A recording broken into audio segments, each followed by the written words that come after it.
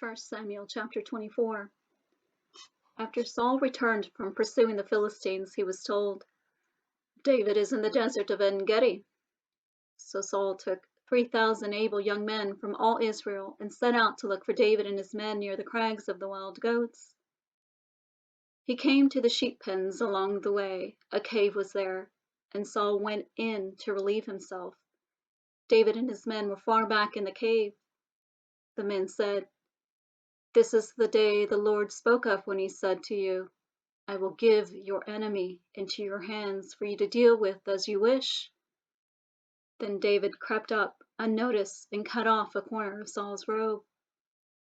Afterward, David was conscience-stricken for having cut off a corner of his robe. He said to his men, "The Lord forbid that I should do such a thing to my master, the Lord's anointed, or lay my hand on him, for he is the anointed of the Lord." With these words, David sharply rebuked his men and did not allow them to attack Saul, and Saul left the cave and went his way. Then David went out of the cave and called out to Saul, "My lord the king." When Saul looked behind him, David bowed down and prostrated himself with his face to the ground. He said to Saul, "Why do you listen when men say, 'David is bent on harming you'? This day you have seen with your own eyes how the Lord delivered you into my hands in the cave.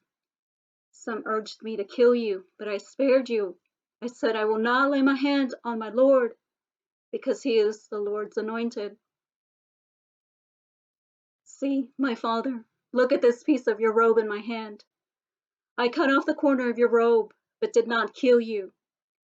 See that there is nothing in my hand to indicate that I am guilty of wrongdoing or rebellion. I have not wronged you, but you are hunting me down to take my life. May the Lord judge between you and me, and may the Lord avenge the wrongs you have done to me, but my hand will not touch you. As the old saying goes, from evil doers come evil deeds, so my hand will not touch you." "Against whom has the king of Israel come out?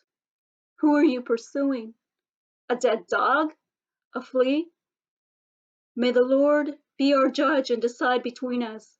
May he consider my cause and uphold it. May he vindicate me by delivering me from your hand."